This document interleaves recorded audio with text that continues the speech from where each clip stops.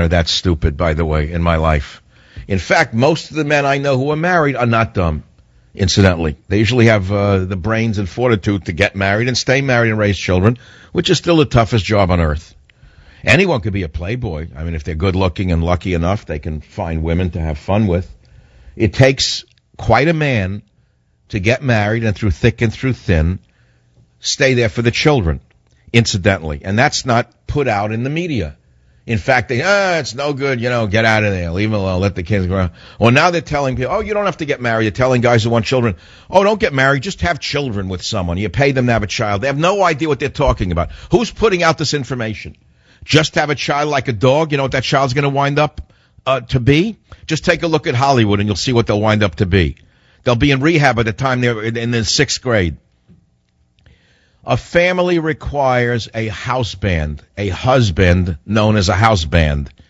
He has to be over the house like a house band. He has to keep the house together. You never heard that one before? Well, you heard it tonight on the Savage Nation. It was taught to me when I was a young father by an old man, an old religious figure. And he said to me, a house band is the husband. He's the band over the house. He keeps the house together. That's a beautiful thing. You haven't seen that in a television show, have you? Well, maybe one of these days we'll have a sound entertainment industry, but you know what? I kind of doubt it. I kind of think that the people in the entertainment industry are not oriented in that direction. Let's put it to you that way. Going back to high school, I know the kids who went to the High School of Performing Art.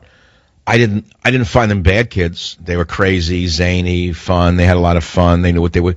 But look what they create. Take a look at the pollution they've created for America and the world. And moreover, look at the consequences of the pollution they've put out. The devastation, the social devastation. The upheaval in the world between this world and the Islamic world is caused not so much by our politics as by our societal exports. I have said that for years. No one will confirm what I'm saying because they're all in the entertainment industry and they don't dare say it. If you look deeply into the mind of the traditional or Orthodox Muslim, who already has a distemper toward the West, the one thing they hate the most is the perversion that is pumped into their houses by the Hollywood crowd.